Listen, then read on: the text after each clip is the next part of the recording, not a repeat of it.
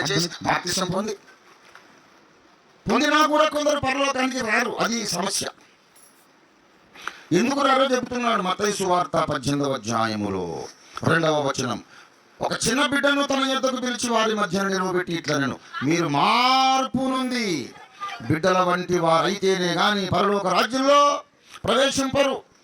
మీరు మార్పు నుండి బిడ్డల వంటి వారు కాకపోతే మీరు సువార్త నమ్మినా పరలోక రాజ్యంలో ప్రవేశింపరు. మీరు మార్పు నుండి చిన్న బిడ్డల వంటి వారు కాకపోతే, మారు మనసు పొందినా మీరు పరలోక రాజ్యంలో ప్రవేశించరు.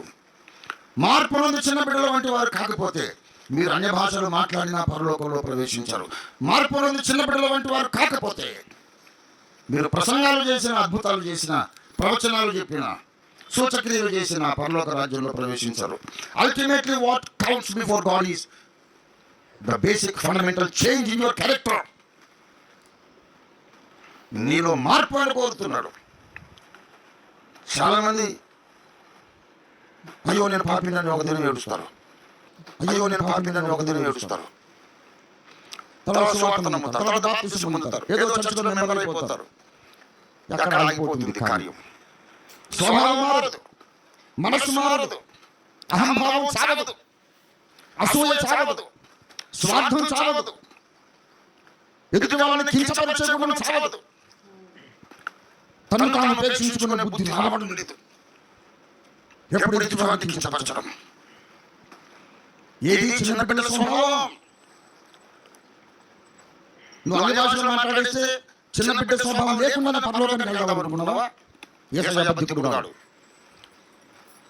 నువ్వేదో ప్రసంగాలు చేసినందుకు చిన్న బిడ్డ స్వభావం లేకుండా పరలోకానికి వెళ్దాం అనుకున్నావా? జరగదు.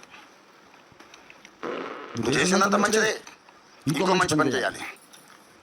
నువ్వు మారు మనసు పొందడం మంచి పని, నువ్వు సువార్త నమ్మడం మంచి పని, నువ్వు ప్రార్థన చేయడం మంచి పని, నువ్వు బాప్తిసం తీసుకోవడం మంచి పని. ఇవన్నీ చాలు, ఇంకొక మంచి పని కావాలి.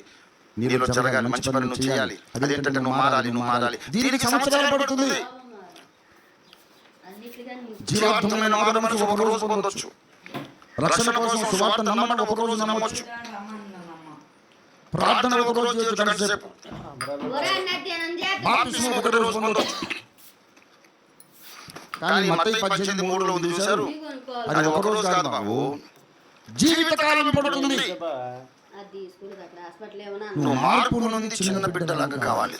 ఎందుకు మాట చెప్పాడంటే, వాళ్ళు యేసయ్య దగ్గరకు వచ్చి అడుగుతున్నారు, మాలో ఎవరు గొప్పవాళ్ళు అని అడుగుతున్నారు. ఏమండి, ఆ కాలంలో మన సమస్య గొప్పలు అంటే ఒక పదవి, ఒక హోదా, అందరికంటే నేను గ్రేట్ అనిపించుకోవాలి. ఇగో ఒక సంవత్సరం పిల్లలు ఉన్నారనుకోండి, ఏడాది శిశువు ఉన్నటువంటి బాయ్ బేబీస్, గర్ల్ బేబీస్ అందరిని గదిలో పెట్టారనుకోండి, వాళ్ళు ఎవరైనా అడుగుతారా, అంకుల్ మా అందరు ఎవరు బ్యూటిఫుల్